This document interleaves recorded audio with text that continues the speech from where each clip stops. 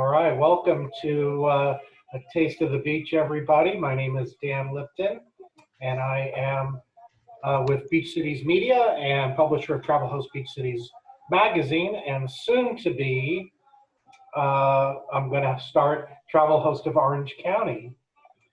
And so I'm bullish on the recovery, and what the purpose of the show, Taste of the Beach, is to showcase the best places to dine, shop, play, and stay in Southern California, along the coast of Southern California. So we want to share them with all of our viewers so you too can enjoy a taste of the beach. And the next few shows that we're going to deal with is the topic of transformative businesses during the pandemic. So with me today is Carl Dene. He is principal at VDS, a full-service independent creative agency, creating breakthrough ideas and solutions for their clients. He's also, so to speak, heir to the throne of the highly successful Michael's Restaurant Group, a company with 4 unique eateries in Long Beach, California, Michael's on Naples, Michael's Pizzeria, Chianina, and Michael's Downtown Kitchen. Welcome to the show, Carl. Thank you. Thank you. So how are you and your family holding up during this crisis? You know, pretty much the same way everybody else is. We're all locked up and you know, ready to get out at some point, hopefully soon. You know, can't wait for life to get a little bit back to normal. We know that from what we're hearing, it's not going to be fully normal for quite some time, but at least if we could start getting out a little bit more, I think that would be really healthy for everyone at some point soon. No doubt. Stir crazy is the common term that we all feel, and we're all, you know, the humor that we find in all of this is typically about how much weight we're gaining and how much alcohol we're consuming. And so, you know, you have to try to find the, make lemonade out of these lemons. But we're doing the show, you're at your boutique hotel in Calistoga up north. Correct. In the wine country. Thanks again for joining us today. Before we dive into the restaurant scene, why don't you just give our viewers a little background about, let's just say, your day job at VDS. What is VDS and what do you guys do? Sure. So a little over 20 years ago, went back to school and took graphic design. Studied graphic design because I really do love creating things, and when you can create things that actually make an impact or drive results, that's really what I enjoy the most. I enjoy creating customer experiences, and so I did for about 18 years. I did a lot of customer experience marketing, CRM type activities for lots of schools, universities, to show people the potential opportunities in one school, one program, you know, over others that are out there. Try to help people to drive them down a path towards a career and something that they'd be passionate about. So I was, you know, very involved in that, very passionate about it, trying to connect people with opportunities and experiences. That's kind of what's always driven me, and that's actually what drove me into the restaurant business as well, and now into the hotel business is really connecting people with you know, great opportunities and unique experiences and great experiences. And you, I guess slightly similarly to what I do, you combine both print and digital to help your clients reach their target audience? Oh yeah, all the time. It's funny. People constantly will say in the marketing world that print is dead, and it's absolutely not dead.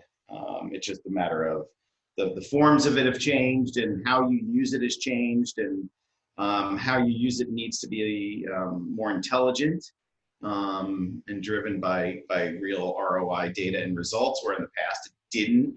People would just throw stuff out there, big, wide net kind of things, and where we take a different approach to what we're doing for marketing and stuff. Like, so coming out of this, like we're doing stuff for the restaurants and for everything that we do. We're very bullish on getting the message back out there again, and we're reopen and things like that. Certain types of call to actions and certain messages to drive people back in the doors at some point. So it's interesting. This time is obviously given. I mean, beside just the scrambling that everybody's had to do initially. Yeah.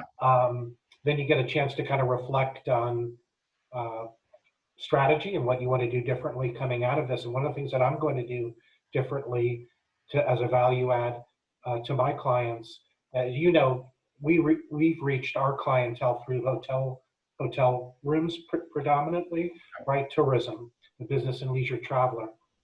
But coming out of this, I'm going to be doing targeted emails to specific demographics in the geography around where our clients are, right? So, for instance, in your restaurants, whatever that demographic decides to be, we'll send the digital version of our magazine to each resident that we have a valid email address on, so that we can get locals to enjoy our clients' business just as much as travelers do. Sure. Yeah. So, it's a time of companies reinventing themselves, and that's really what the theme of my next few shows are going to be about. Yeah. And I would say, for anyone listening, the best advice I can give as someone who's a small business owner with small restaurants, as well as someone who comes from a marketing background,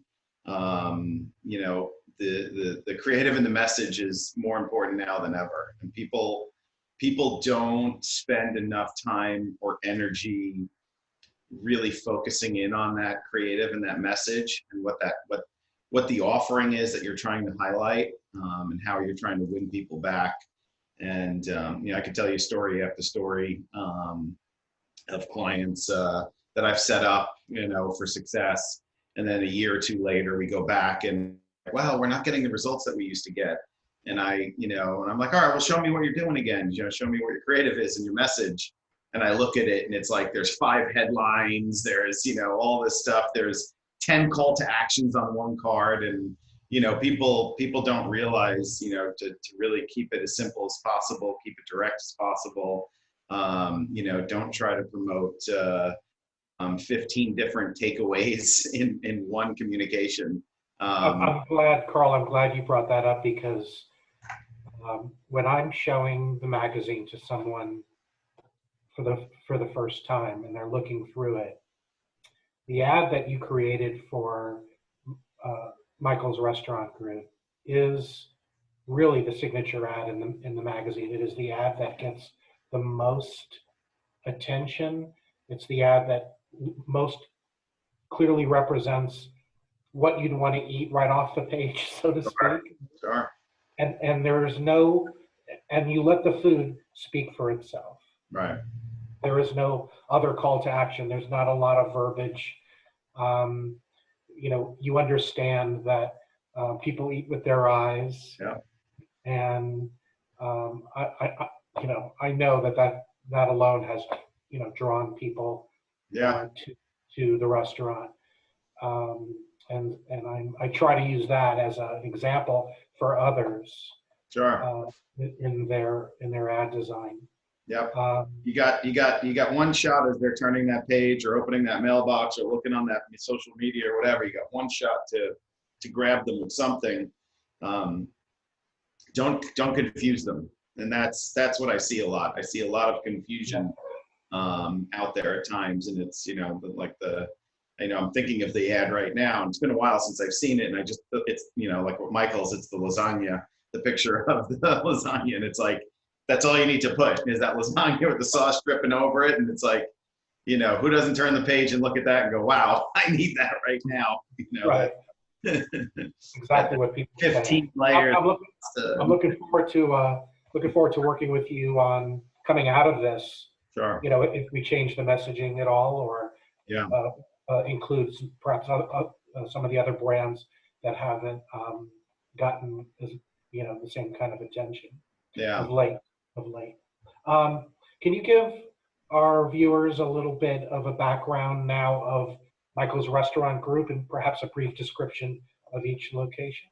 Yeah, so you know, the group has definitely you know, morphed over the years. You know, it started out as the flagship, which is Michael's on Naples Island. That was a dream of myself and my father for a long time to bring something to Long Beach that we were used to eating growing up. You know, we're New York Italians, and you know, people would always ask us when we grew up, you know, where did you go out to eat in the city? And it's like, we didn't go out to eat Italian food really in the city. We had it at home. We went out for Chinese food, or we went out for steaks. We went out for other things. Why would you ever go out for something that, you know, your grandmother, your father, your mother does such a good job of cooking for you all the time? So, we just wanted to bring that kind of influence and that style to Long Beach. You know, what we were used to, the dishes and the homemade pastas and all the stuff that we were used to every Sunday, or, you know, even in the middle of the week at times. And I always had a love for, just like most people, for pizza. And you know, back when Michael's on Naples opened, I really wanted Michael's to have a wood fire pizza oven in the original Michael's on Naples. And at the time, it was presented a challenge to get it in there. We couldn't fit a pizza oven in there. You know, there was issues with the chimney and the wood burning fireplace in the city of Long Beach at the time, and trying to get that through was presenting more challenges. And at some point, it came off the plan. And then the invention of the wood fire pizza next door, you know, when that little space came up, it was, you know, why don't we make it a small little extension of this, you know, something a little bit more approachable next door, something easy. And that's where Michael's Pizzeria came in. And then we were approached. I was working actually from Vision Design. I was working with the DLBA and doing a bunch of work in the downtown Long Beach area, helping them through a rebrand and stuff like that. And while that was happening, I became, you know, very close with Craig Kojan and his team over there. And they started wooing us into downtown, and, you know, why don't you open in downtown? And being a New York City kid and growing up in Staten Island in New York, the allure of more of an urban setting and a downtown setting was something that I really wanted to do. And it was funny, me and my dad actually didn't 100% agree upon it. You know, he was like, I don't know about downtown Long Beach. And I said, no, it's going to be great. It's going to be great. You know, all the plans, all the things that I was privy to at the time, working with DLBA and hearing the future of Long Beach, you know, what it was going to be. And I said it from the start. I said, it's going to be a hard road downtown. It's not going to be a light switch, and it's not going to be something that we're going to hit it out of the park. It's going to be a struggle for a while. And, you know, but I think it'll turn out to be one of our best locations at some point, I think. Well, clearly you were a visionary on that one, because, you know, when I started the magazine almost 8 years ago, it was you and Beechwood. That's it. You know, you had Congregation Ale House at the other end. Nothing in between. Nothing in between. Yep. And we looked at a lot of spaces, and we were really down the path on one of them, which is where we really wanted the space on the corner by Broadway, and it was it's where the bar is. Oh, the Stave Bar, yeah. The Stave, yeah. We're partnered with them. We sell food to them. I couldn't think of their name for some reason. But the Stave was supposed to be our space, and was supposed to extend a little bit longer. The problem that we ran into in the end was when that building was built, which was brand new at the time, it wasn't planned for a restaurant space, so they didn't have the grease waste, and they didn't have the ventilation to go through the building. which was pretty disappointing because we really liked the idea of that corner and being right there for our location, but wound up being in the building that we are on Third there, and it's been great. I mean, our neighbors. No, I'm not. Yeah, I would say it worked out It worked because out great. It worked out great. I'm not sure even you had the vision at that time what was going to happen across Third Yeah. with what's The changes that happened there. No, I mean we didn't. We were hoping that was going to happen at some point. And that's the thing about, I would say, downtown Long Beach that I really love, and that I love about our neighbors there, is everybody is really friendly and neighborly, and let's do it together. And our whole thing on the promenade is, let's make noise about the promenade and all of us together and the different offerings that we have, and how important that is to each other. It's been great. So another restaurant opens, the Ordinaire opened, and our business increased because the visibility of the promenade itself increases each time. So the more activity that we get, the better it is for all of us. So okay, so you just gave me an idea. yeah. All right, since we're just chatting, maybe you can help me. Sure. So in the magazine, when you looked at it, that I also kind of divide up Long Beach into different neighborhoods. Yep. And talk about those neighborhoods.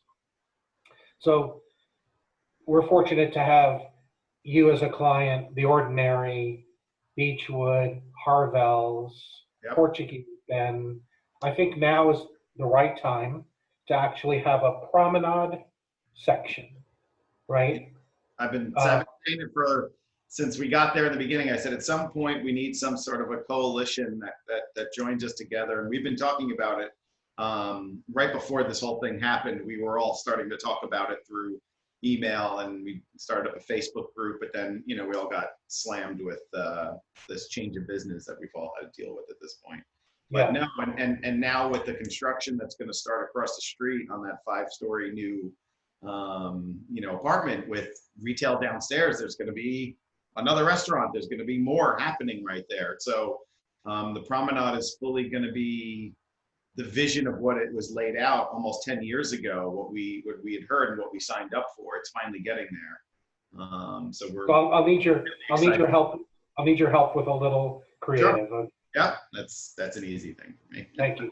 I got so let's talk. All right. So that leaves. All right. So at that point, your location on the promenade opened as the second Michael's Pizzeria. It did open as the second Michael's Pizzeria. Now, and we'll come back to what it is today in a moment, as that being the focus of our discussion, the transformative focus of our discussion. And so jump back to my favorite story of Kianina. Sure. And then we were approached. So one of our good customers, who I would say at the beginning of Michael's, almost for 5 days a week for 2 years, if the Browleys weren't eating at Michael's, they were taking it out every single night. And it was his brother who was the founder of Kelly's originally and owned the property. At the time, I forgot his name, but he passed away. The mother, was left with the daughter. The daughter lived in Italy, she does high-end travel for clients. And, from what I understand, there was a falling out between her and the group that was there. And the uncle, she was, upset about the whole thing and, trying to figure out what the next move is. And she was talking to her dad's brother, her uncle, and her uncle said, well, you should sit down with Michael's group. You should sit down with Michael Dene and see what he's got in store and what he would like to do. And before that even became a thought, we had been talking about doing some type of a steakhouse. We didn't know where. We're always talking about growth and the next thing and what we can do. It it was never like everything that happened wasn't really this plan like that we laid out and said, we want to open this and we want to open a pizzeria, we want to open a steakhouse. It was like we would sit around and talk about ideas, and then all of a sudden something would present itself on its own, you know, and I always, you know, believe in fate and things are meant to be. And so it was like, you know, the grumblings of a steakhouse and the Italian influence kind of steakhouse was circling and circling. And then all of a sudden we get a phone call to sit down with somebody, and we're like, that's just weird, you know, how that happens. And that's when Key and Nina came together. So I love the story of, I can only imagine, I'm sure you were on the trip when you guys went up to the ranch. I actually didn't. There's a funny story. There's actually a funny story about that whole trip and how that whole thing went down. You know, part of the other story with Key and Nina is when we sat across from the daughter who was visiting from Italy to interview us about the potential of looking at that space. We didn't know anything about her background. We didn't know she was in from Italy. We didn't know that she did Italian travel and that she was based primarily in Florence, and she was doing a lot of work in Florence, Italy. And so when we described to her this Italian steakhouse idea and was kind of pitching this idea of Key and Nina and the Steakhouse Florentine, she was smiling ear to ear the whole time because this is her world. Everything that we were describing to her is her world. She sets these things up, and she's like, not only do I know about the bistecca, I set people up to go eat the real bistecca all the time in Florence. And I don't know if you know my background. And we're like, no. And then she told us. And so again, it was all kind of crazy and serendipitous, but no. So with the marketing agency, you know, I at the time I had a really big client, and they were having a big marketing meeting in Orange County, where I had a 3-hour window I was presenting to them at that time. So I couldn't go on the trip to go see the cows and meet the rancher and do the whole thing, but everybody else did. So Massimo, my father, Martin, David at the time, everybody went up there. I was the only one who was left here. And while I was sitting in the meeting, you know, for this big presentation that I had, like, I think like in 20 minutes, my phone was blowing up like crazy from the partners. And I'm looking at my phone and I'm putting it down, trying not to look at it because I've got this big presentation about to happen. I'm trying to focus on it. And then I finally I just stepped out of the room and took a break and picked up the phone. And I was like, what? You know, what do you guys need? I'm like, this is a big day. You know, this is the reason why I stayed here, was this huge presentation, you know? And they said, oh my God, we were just notified by Channel 2 is going to be at the pizzeria. And I'm like, for what? He's like, because we got Zagat highest rated. So the day that they were, you know, up in Washington meeting with the rancher, we were getting contacted and nobody was there. Massimo, no management, nobody, no owners, except for myself, was down in Orange County, to be there for the news cameras that were going to show up and start talking about our Zagat score. In fact, this is back in 2013. So right, and for our viewers' benefit, and by the way, I didn't know that it all happened on the same day, by the way. Yeah, it's crazy. So, you know, I'm sure most of you are familiar with Zagat and their ratings, and the ratings are important because they come from actual diners themselves. And in Los Angeles County, the highest rated Italian restaurant, the highest rated pizzeria, and the highest rated steakhouse. Now, of course, the steakhouse wasn't open when as Carl was describing, that it wasn't even open yet. But ultimately, your company reached the pinnacle highest scores of all of those categories in Los Angeles County, right here, right in Long Beach, California. And what a great success story that is. And also, for those of you who are not familiar, Key and Nina, their Italian steakhouse, that's a breed of Italian cattle, and that's what they went up to up north to view and taste, and then subsequently buy a couple of head of cattle and start raising your own. Yep. And in the beginning, when the restaurant first opened, it was limited supply. I remember going in and seeing the menu, and the menu would come and there would be an X on it because that cut was sold. And but now, of course, you have many more heads of cattle, and I don't think you have that problem anymore of limited availability. But unfortunately, during this crisis, Chianina, its style of food, its preparation, price point, quality, service, all of that just didn't match up with a pickup and delivery model, correct? No, correct. Correct. Okay. So going back now to Michael's Michael's Pizzeria, you transformed it to a little different concept, and I just put the logo there up on the screen. I think it's showing up properly.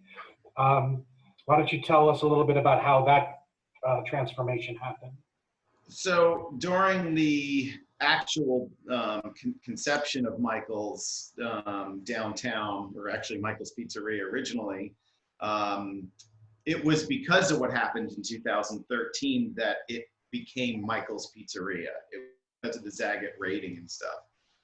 Part of my original branding exercise that my team presented to the partners at the time and to my dad and stuff was that it would be called Michael's Downtown, actually, before it even opened as Michael's Pizzeria.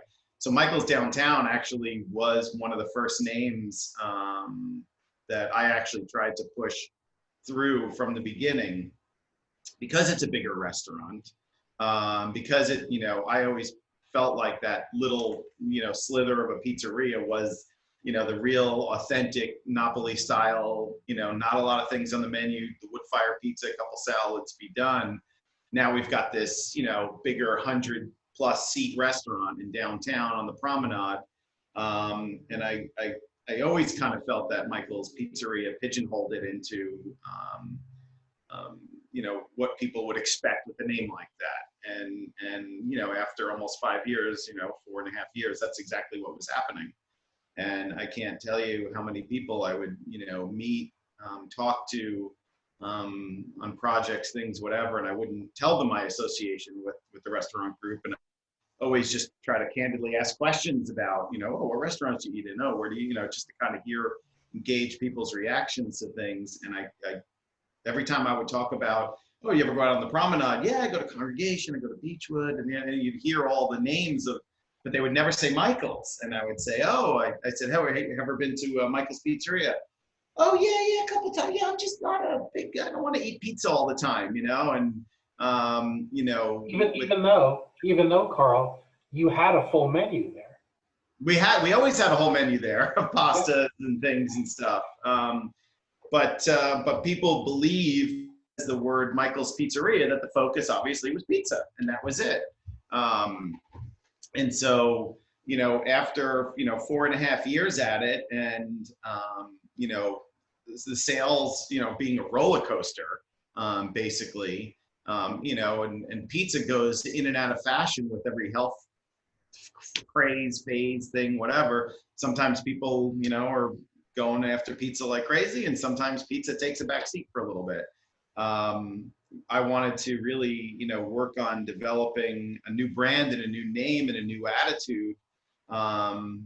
That was truly, for me, the concept I always wanted it to be, if Michael's on Naples is the pinnacle of Italian fine dining in Long Beach, I wanted, Michael's Downtown to be, kind of the hip, cool brother to it, being in that urban area. It's like, okay, so this is, the hipper, younger, cooler, flashier, version of Michael's on Naples.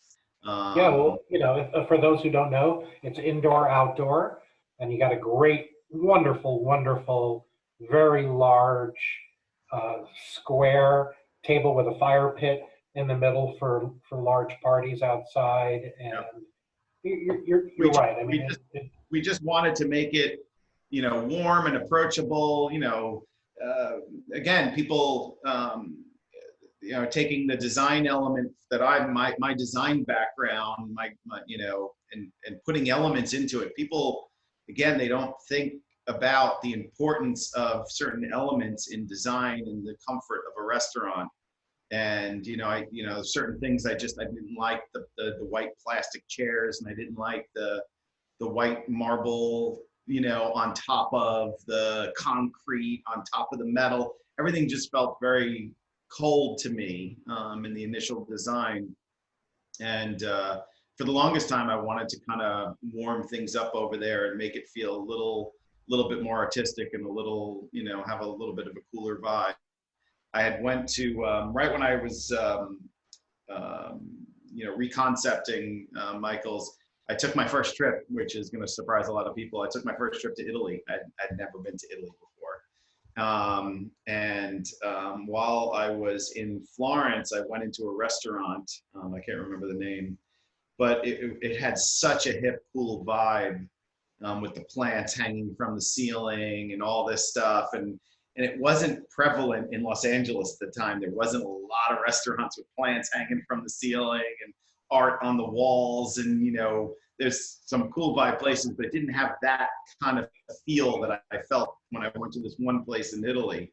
And I took pictures and I came back and I said, that's it. And I went to my team and I said, this vibe, this attitude, this feel is what I want. It's what I've always wanted Michael's downtown to be. I just needed to go and see it somewhere else to be inspired by it. And over the course of a year, little by little, changed out everything I needed to, and hired the artist to do the big piece over the wine feature, and bring these elements into the place. I want to ask you, have you been to Rome? I've been to Rome. Yep. By chance, have you eaten at Emma? Emma, no.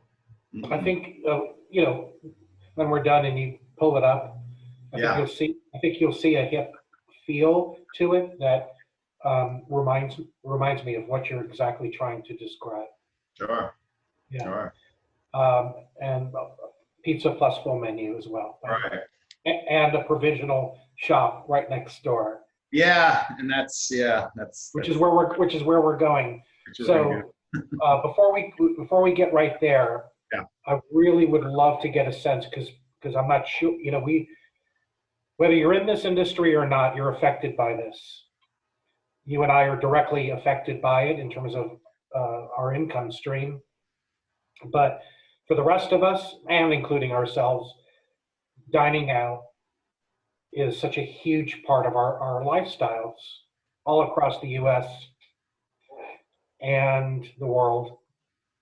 And I'm just wondering, can you describe the feeling within your organization, and I mean Michael's Restaurant Group, when COVID-19 first became an issue, and how you all dealt with each decision that came down from Governor Newsom as we got more and more, as we were realizing more and more how what we do was going away at each of your dining establishments? A feeling of real sadness for everyone is what happened, I would say. Just for the amount of energy and hard work that everyone's put into everything, just to be, have your legs cut off so quickly, so brutally. That's, I think about all the people that we work with at the restaurants who pour their heart and soul and their passions into what they do, from the bartenders to the cooks to the chefs to, even the dishwashers and the busters, everyone who just loves their job and loves doing what they do. We've been very fortunate. If you look at, Michael's downtown, a lot of our staff have been with us almost since the beginning. I mean, relationships and marriages have been formed, and children, and all sorts of stuff. Right, and I can tell you, too, we've celebrated a lot of big events in our family's life in your restaurants. Yeah. Most recently, I'm just married a little over 2 months now, and we had our wedding, pre-wedding party in the private room at Michael's, and the wine dinners and everything else. Taking that away, from an emotional standpoint, is really hard. Extremely, extremely. Because I think people who work in the industry, and you can speak to this better than I, there is part of the reason you do it, I gotta believe, correct me if I'm wrong, is because of the reaction that you get from the customer, from the guests you serve. That's it right there. It's passion for that. It's passion for food and guest experience, and creating something that people really enjoy, and becoming that place that people want to have their special events and their things at. That's always been the driver. It's never ever been. If anybody ever tells you in the restaurant business is about money, they're lying, because there's no money in the restaurant business. They don't understand the business at all, if that's what they say. It's a gruel. Like, if people from the outside look in and really saw the numbers and really saw it, they'd be like, "What's wrong with people? Why would people ever do this?" It really, the true labor of love, right? It is. My wife always tells me I got to have my head examined. So the location that had the greatest transformation, I mean, obviously Canadian has shuttered for now, but the one that had the greatest transformation and remained open is Michael's Downtown Kitchen. Yeah. So can you describe the thought process there in terms of what you felt like you needed to do and why? Yeah. And how quickly were you able to turn that around? Yeah. So we, again, it all happened so quickly. And some decisions were easier than others to make. Some presented themselves clearer as black and white. Downtown was pretty gray at first. We weren't sure how that would operate, what that would look like. How do we survive? How do we keep the team intact as much as possible and protect them as much as possible, and protect what we've worked on for so long, so hard. And so within that first 24, 48 hours of the closure of the dining rooms, part of the rebrand and rebirth of downtown has always been this constant thought of how do you evolve. You can't, I'm not the type of person who would ever have a business that doesn't evolve. It has to evolve at some point. I don't want to just be this restaurant that's the same after 20 years. I want to evolve based on the neighborhood, based on the crowd, based on, the times and what's happening. And I've always, for the past couple of years, talked about this idea of the expansion of Michael's Downtown into something a little bit greater, something that opened in the morning and had, baked goods and coffee. And, every time I go to New York, or I go to Vegas, or I go to like Italy, I love that whole concept. Like, my wife thinks I'm crazy, but when we were in Vegas, I had to go to Italy every day, whether it was waking up in the morning, getting coffee, or going there at lunch in the afternoon, or going there for dinner. And the restaurant, for me, with my background, and the food style that I love, there's everything in there for me at all times. And so, I could join you there all day for sure. Yeah, I mean, the sandwiches, at the one little sandwich place, and the coffee at the coffee place, and the baked good. Everything in there, is just awesome. So I've always had that idea: how do we transform Michael's Downtown? And we've looked at with architects, and can we rip this part out and do this, and do a little coffee bar counter in the morning so people can come in and get certain things. And I started working with Tim from Aroma di Aroma coffee shop. We've been friends for years. In fact, Tim was our first Yelp review. I want to go on record saying that he was our first Yelp review at Michael's on Naples when we first opened 15 years ago. And he helped me with the coffee shop up here in Napa that I opened up. I opened up a little coffee shop inside the hotel, and he worked with me very closely on that. And his philosophies and my philosophies are very, very much very similar. And, you know, he talks about this, you know, all things for all day parts, and, you know, you've got to have something for everybody throughout the day. And then I would go to places like up in Venice Beach, like the Rose Cafe, and see how that transforms throughout the day. And, you know, at 2 o'clock, you know, all the lunch crowd's gone, but then there's this whole other coffee, computer, hanging out young crowd, you know, in there. And that's like what I love to do. I love to go hang out in a place with my computer, get my work done, have my cappuccino in the afternoon, and, you know, a little biscotti or something. And I'm like, how do we create that at some point? You know, and we've always talked about some of the things that we do, you know, whether it's our sauces that are very authentic and real and true, you know, to our chili oil that everyone loves. And Okay, so I'll stop you there for a second. yeah, So in preparation for this chat today, my yeah, wife and I went down there yesterday. It was about 2 o'clock. And, you know, I love, and all right, so I'm going to flash some photos here. okay. So this gentleman is this Giuseppe? That's Giuseppe. That's Giuseppe. And he, yeah, so very lively Italian, you know, character, you know, right out of Central Casting, I'll say. Yeah. And so we had a blast, you know, and I, you know, if you call down there, Carl, they're going to tell you, I said, this reminds me of an Italian market in New York. Yeah. And so, you know, I'll kind of go through some of these other photos here. You've set up, you know, fresh produce. Now, I didn't even know what this was. Can you describe? Yeah, those spinach quiches. Yeah, Those beautiful. spinach quiches, yeah.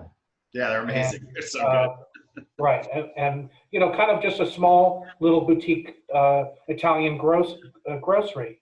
Yep. Right, with imported products, homemade products, provisions. You know, as we mentioned, beautiful, Yep. beautiful. And I've always been inspired. I grew up, when I grew up in New York, we grew up with a family called the Raffettos. And they're in the Village, and they're one of the oldest pasta makers in Manhattan. I think, if not the oldest. They've been doing it, I think, for over 100 years. Whenever the experts like Bobby Flay Throwdown or one of these things that involves pasta, they always go to the Raffettos and bring Romana on, which is my friend's mother, brings them on, and, you know, they go through the whole thing. But I've always been inspired by them and what they do there, and their passion for their type of market. And if you ever get the chance to be in New York and in the Village on Houston, go visit Raffetto's Pasta Shop. It's amazing. It's so exactly what I love.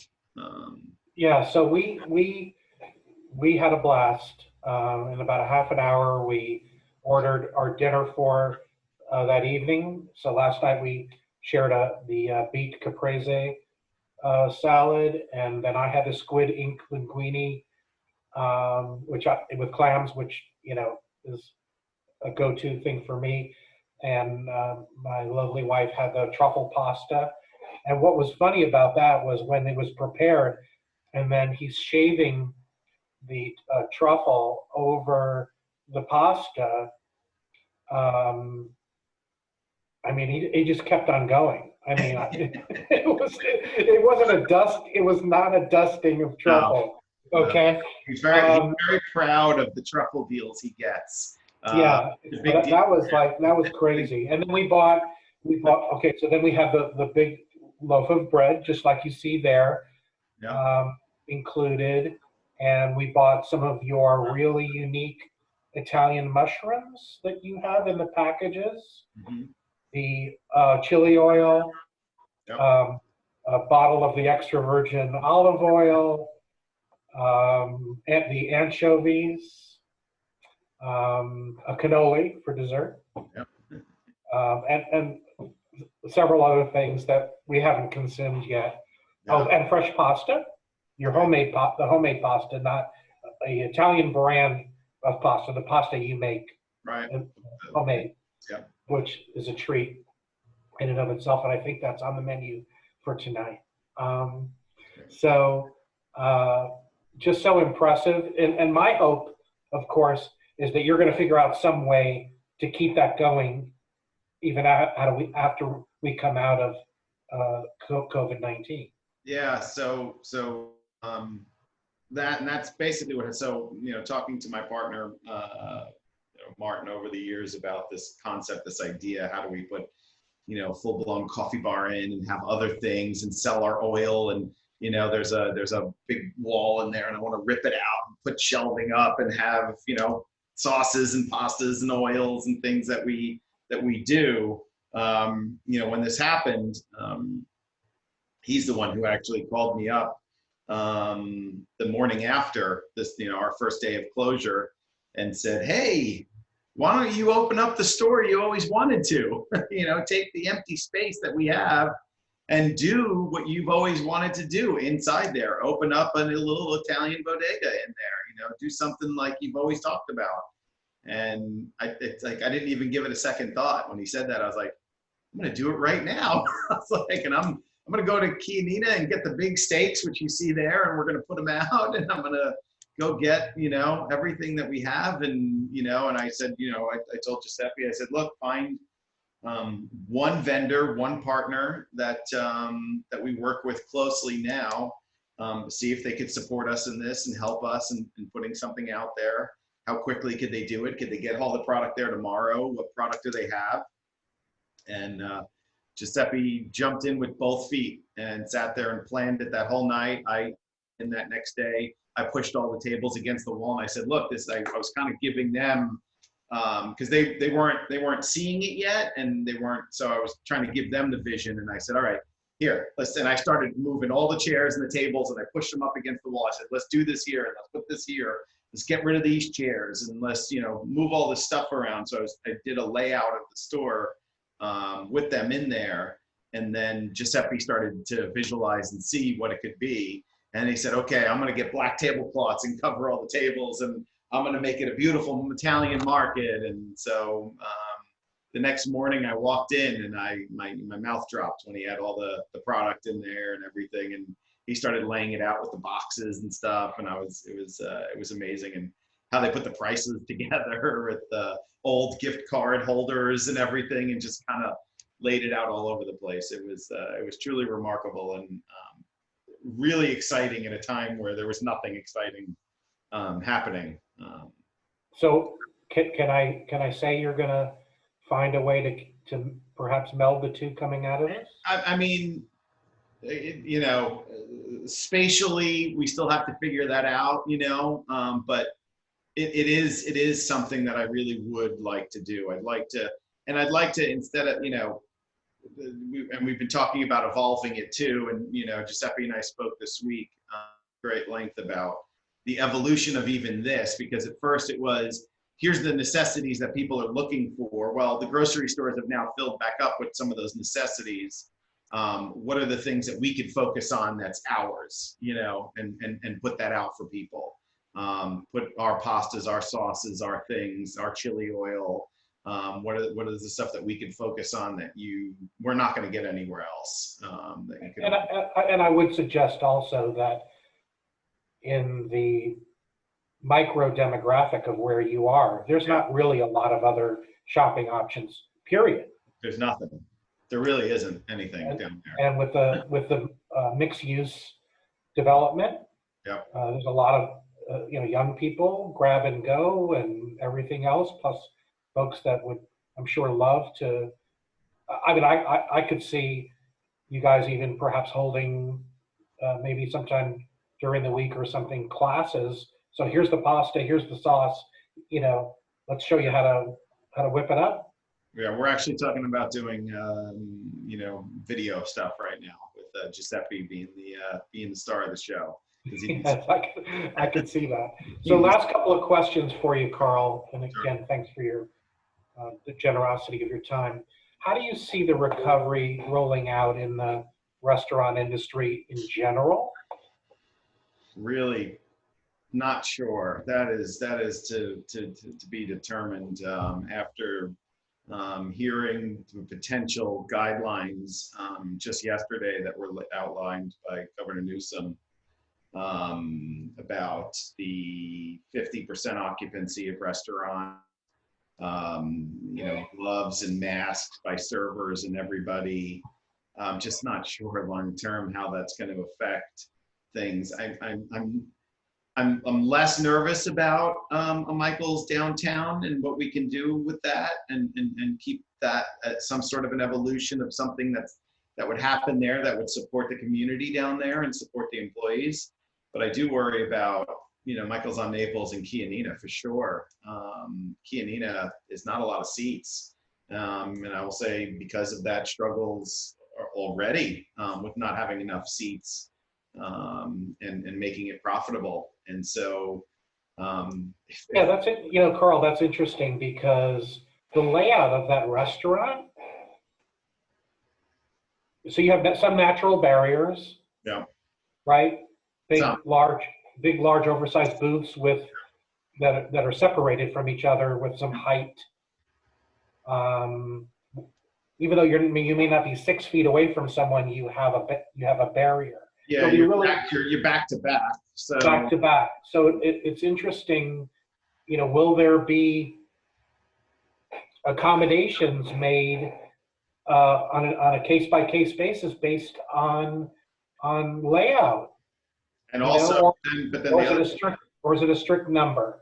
The other thing you consider Chianina is 35% of the restaurant is the bar, if not more, the amount of seats that are there and stuff. So if we have to take out every other bar stool or do something, I don't know. I don't know what that looks like. So that one's a tough one.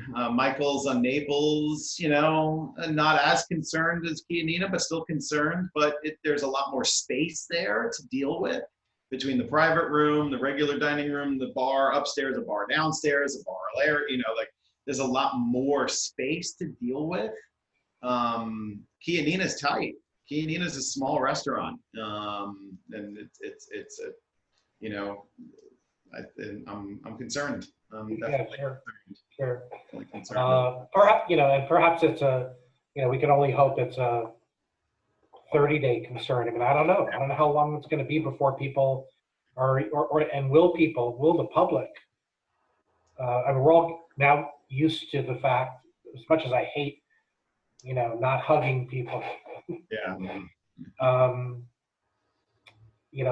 That and I know your family, and I know the intimacy that your guests experience in your restaurants, especially at Michael's on Naples.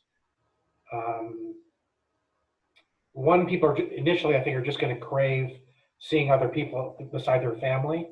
Yep. Right. At whatever distance it is. Yep. But then we're gonna want to do the things that we did before, and I just hope that we can get there sooner than later, just for our own sanity.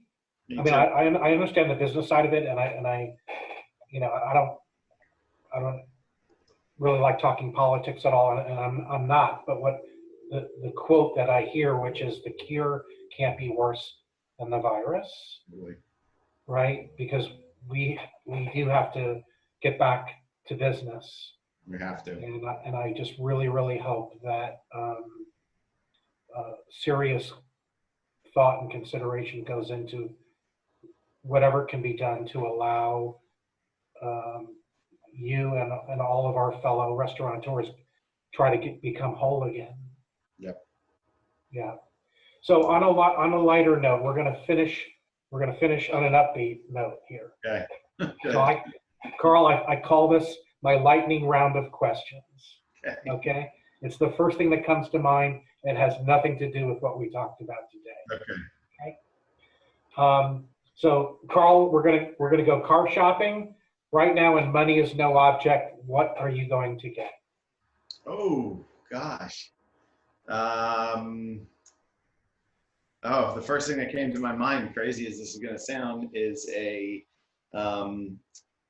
like an older Range Rover Classic rebuilt by the factory. Wow. I have an old Range Rover Classic right now that I love driving. I would say the most, but Land Rover. I don't know if they're still doing it, but before this whole thing happened, they were taking their old Range Rover Classics and rebuilding them at the factory to factory new specifications. So, but they're really expensive. So, if money was no object, I think I'd want one of those because they're. All right. So promise me offline, just send me a picture of your Range Rover Classic because I'm not sure I know what that looks like. Yeah, I will. If you could be the best in the world at something other than what you do now, what would it be? The best of the world, something else. Like, was there a lifelong passion of something that you thoroughly enjoyed and said, wow, if I, like for me, it might be the best golfer, let's just say. It's gonna sound crazy, but teaching. Uh, Teaching. Awesome. Yeah. Okay, you must choose 2 items to be part of your last meal. That's really tough. That's really tough. Oh my gosh. Last meal, 2 things. Yeah, that's a really hard question to ask a food guy. That's just like that puts you on the spot. And since there's no parameters on how big this meal is going to be, let's just say 2 things that you definitely would want on your table. Yeah, meatballs, meatballs for sure, and probably lasagna. I guess it would probably be one of those 2. Can you pick a favorite bottle of wine to serve with that? Yeah. Oh yeah, Masetto for sure. And the last question is, let's vacation somewhere you haven't been. Where I haven't been, I really want to go to London. I haven't been to London. I haven't really spent any time in Europe, but I've always wanted to go to London. Yeah, London's a great town, great city. Yeah. Architectural. I heard they're good foodie stuff going on there as well. So. Yeah, I married an Indian woman, Carl, and I tell her all the time the best Indian food I ever ate was in London. It's funny. One of my closest friends up here in Napa, he's Indian from London, and he says it is some of the best Indian food in the world is in London, which I found shocking, but I'd love to go explore it. Yeah. Carl, thank you so much for your time today and your insight. Makes me more excited about what we're working on and what we got to get back to. And please do me a favor and give my fondest regards to your father, Michael, to Massimo, to Chef Eric, and I can't wait to see you again in one of your restaurants. Yep, me too. Thank you. Thanks, Carl. Appreciate your time. Thank you. Yep, Okay. you got it. Take care.